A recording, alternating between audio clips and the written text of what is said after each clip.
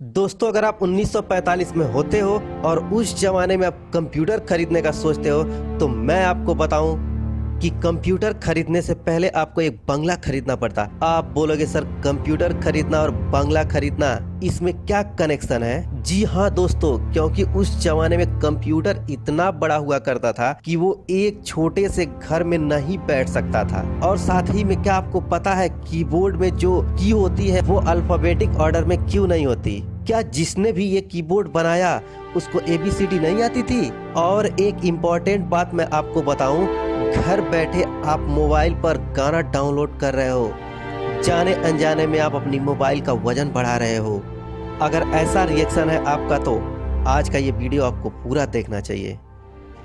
जी हाँ, मैं लाया हूँ कंप्यूटर और टेक्नोलॉजी से related 7 interesting facts Google 2 million channel पर। तो चलिए शुरू करते हैं आज का ये टॉपिक फैक्ट नंबर 7 से।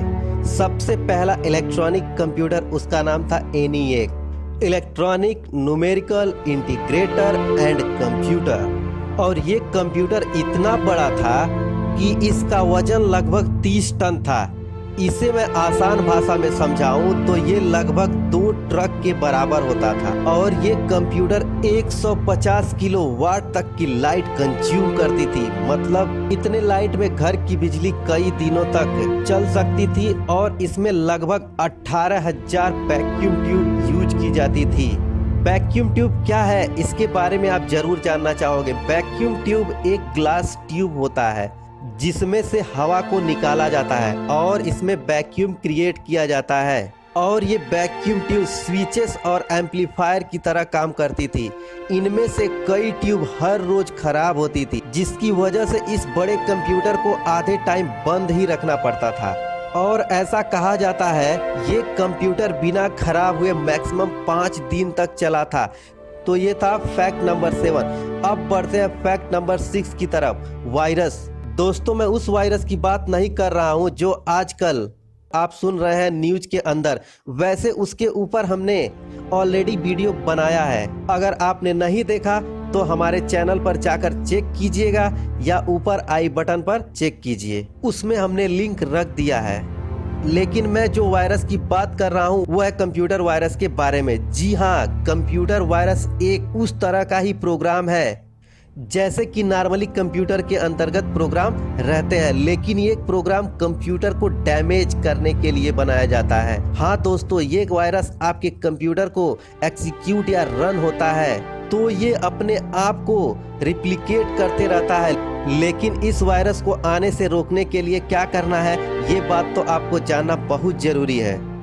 ये कंटिन्यूसली कनेक्टेड वर्ड है जो इसमें वायरस फैलने का बहुत सारा जरिया है, जैसे email, text messages, social media and internet connections, etcetera etcetera. वैसे तो बहुत सारे कंप्यूटर वायरस वो वार्म थे और ये भी, लेकिन उनमें से एक पुराना कंप्यूटर वायरस के बारे में मैं आपको बताना जरूर चाहूँगा, जिसका नाम है आई लव यू। जी हाँ दोस्तों, यह एक ईमेल वार्म था। मतलब आपके इनबॉक्स में ईमेल आता था जिसमें सब्जेक्ट लाइन में लिखा होता था आई लव यू, नीचे एक अटैचमेंट रहती थी लव लेटर फॉर यू। जैसे ही उस अटैचमेंट पर डबल क्लिक करते थे तो प्रोग्राम एग्जीक्यूट होके ऑटोमेटिकली आपके कंप्यूटर के अंदर की फाइलों को ओवरराइट कर देता था। और इतना ही नहीं, उस समय में आपके विंडोज एड्रेस बुक में या माइक्रोसॉफ्ट आउटलुक में जितने भी ईमेल एड्रेस रहते थे उसको ऑटोमेटिकली आई लव यू नाम का ईमेल सेंड हो जाता था। और ये आई लव यू नाम का कंप्यूटर वार्म आया था साल 2000 में। अगर आपको कभी आई लव यू सब्जेक्ट का मेल आता है, ये मत समझना कि किसी लड़की ने आपको भेजा है। सतर्क हो जाइएगा इस ईमेल पर क्लिक करने से पहले। ये फैक्ट था नंबर 6। अब बढ़ते हैं फैक्ट नंबर 5 की तरफ। दोस्तों, अगर हार्ड डिस्क की बात करें तो आपके दिमाग में क्या आता है? हार्ड डिस्क कितने GB की है, कितने TB की है, इतना ही सवाल आता होगा।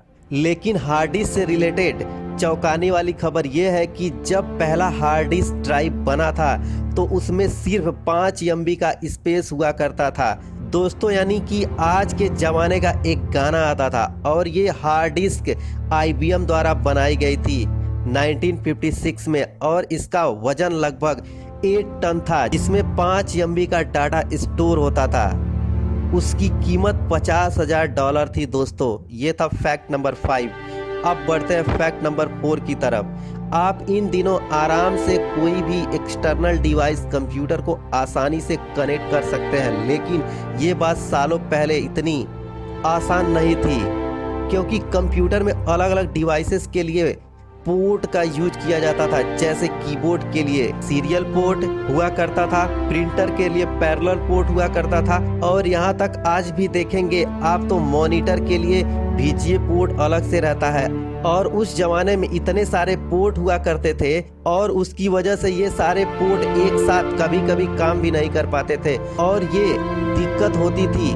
उसे खत्म करने के लिए बड़ी बड़ी कंपनियां एक साथ आई और USB पोर्ट का इन्वेंशन हुआ। USB यानी यूनिवर्सल सीरियल बस दोस्तों, जो कि एक आसान स्टैंडर्ड एक्सटर्नल डिवाइस कनेक्ट करने के लिए पोर्ट बन गया।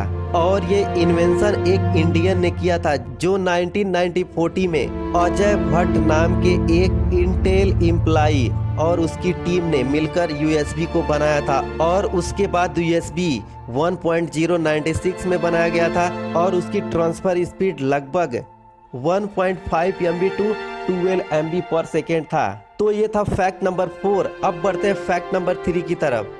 जैसे कि मैंने आपको शुरुआत में कहा था, हमारे कीबोर्ड के ऊपर जो की रहते हैं वो अल्फाबेट ऑर्डर में क्यों नहीं होते हैं। चलिए जानते हैं इसका असली रीजन। अब सबसे पहले मैं आपको ये बताऊं कि हमारे जो कीबोर्ड के की का पैटर्न होता है उसे क्वेरिटी कीबोर्ड पैटर्न बोला जाता है। जी हाँ, जो हम लोग हर रोज कीपैड यूज करते हैं अपने मोबाइल फोन से और कंप्यूटर में, वो क्वेरिटी कीबोर्ड होता है। ये क्वेरिटी कीबोर्ड का इन्वेंशन क्रिस्टोफर सोल ने किया था लगभग 150 साल पहले दोस्तों। और इस क्वेरिटी लेआउट में कुछ तो बात होगी जो आज तक हम यूज करते आ रहे हैं। शुरुआत में कंप्यूटर को कीबोर्ड नहीं हुआ करता था, टाइपराइटर पर टाइपिंग किया जाता था, और ये जो टाइपराइटर थे उनके कीबोर्ड इस पियानो कीबोर्ड की तरह थी, और उसमें जो लेटर थी उन्हें अल्फाबेटिकल ऑर्डर में अरेंज किया गया था, जैसे कि ABCDE। और ये जो टाइपराइटर थे वो एक परफेक्ट मैकेनिकल डिवाइस थे। उसमें बहुत सारे मैकेनिकल लिंक्स जिनका इस्तेमाल किया जाता था, और टाइप करते समय इंग्लिश लैंग्वेज में कुछ वर्ड ऐसे थे जो कॉमनली एक साथ आते थे। अल्फाबेटिकल ऑर्डर कीबोर्ड पे ऐसे अल्फाबेट आमने सामने रिप्लेस किए थे कि जिनके इस्तेमाल से इंग्लिश लैंग्वेज एक साथ और बार बार होता है। ऐसे अल्फाबेट्स आमने सामने रिप्लेस किए गए थे जिनका इस्तेमाल इंग्लिश लैंग्वेज एक साथ और बार बार होता है। हाई स्पीड में टाइप करते समय जब ऐसे अल्फाबेट एक साथ टाइप होते थे तब टाइपराइटर जाम हो जाता था दोस्तों। ये प्रॉब्लम सॉल्व करने के लिए क्रिस्टोफर सोल्स ने कीबोर्ड के की को दूर दूर कर दिया और क्वेरिटी नाम का पैटर्न डिजाइन किया, और ये कॉम्बिनेशन इतना फेमस हुआ कि बाकी सारी टाइपराइटर कंपनी ने इसे एक्सेप्ट कर लिया, और इसी के हिसाब से आगे के सभी टाइपराइटर बनाने लगे। और ये असल में तो टाइपराइटर का एक प्रॉब्लम सॉल्व करने के लिए बनाया गया था, लेकिन ये इतना फेमस हो गया कि आगे चलकर कंप्यूटर के कीबोर्ड में यही पैटर्न को कंटिन्यू कर लिया गया। और ये था फैक्ट नंबर 3। अब बढ़ते हैं फैक्ट नंबर 2 की तरफ। अच्छा, आप सभी इंटरनेट तो यूज करते ही होंगे, लेकिन क्या आपको पता है इंटरनेट का वजन होता है? ये बात जानकर आप जरूर चौंक गए होंगे कि क्या बात कर रहे हो सर, इंटरनेट का वजन? जी हाँ मेरे दोस्तों, इंटरनेट का भी वजन होता है, और मैं इसे कंप्यूटर, मोबाइल और लैपटॉप की बात नहीं कर रहा हूँ, मैं डाटा के वजन की बात कर रहा हूँ।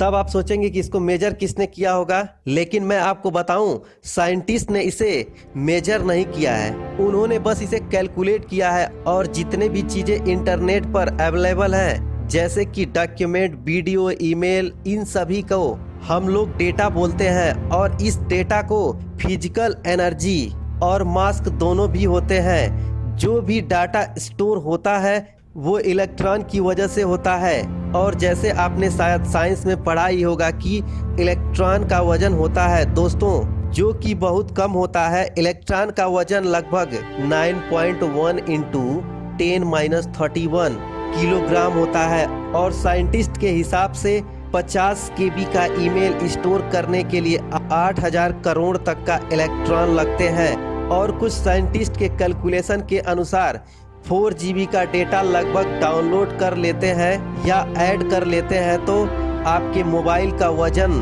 000 ऐसे 18 बार बाद 1 ग्राम बढ़ेगा। और 2011 में साइंटिस्ट ने इंटरनेट पर जितना भी डाटा है उसका वजन कैलकुलेट किया था, लगभग 50 ग्राम था और ये 2011 की बात है दोस्तों। अब वो और भी बढ़ गया होगा।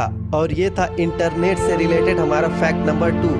और अब बढ़ते हैं फैक्ट नंबर 1 की तरफ। और फैक्ट नंबर 1 है प्रोसेसर के बारे में, यानी कि कंप्यूटर के दिमाग के बारे में। क्या आपको पता है कि इंटेल के i7 प्रोसेसर सेकेंड जनरेशन में 100 करोड़ तक के ट्रांजिस्टर होते हैं? जी हाँ दोस्तों, 100 करोड़ ट्रांजिस्टर एक छोटे से चिप के अंदर होते हैं जिसे हम माइक्रो प्रोसेसर कहते हैं। और ये माइक्रो प्रोसेसर एक इलेक्ट्रॉनिक कंपोनेंट्स होता है जो कि आपको पता है कि वो कंप्यूटर में प्रोसेसिंग का काम करता है। और इस छोटे से चिप के अंदर बहुत सारे ट्रांजिस्टर, रजिस्टर और डायोड होते हैं। और मैं आपको ट्रांजिस्टर के बारे में बताऊं तो ट्रांजिस्टर एक सेमीकंडक्टर मटेरियल से बना होता है जो कि स्विच एम्पलीफायर का काम करती है। और क्या आपको पता है कि पहला माइक्रो प्रोसेसर कब इन्वेंट हुआ था?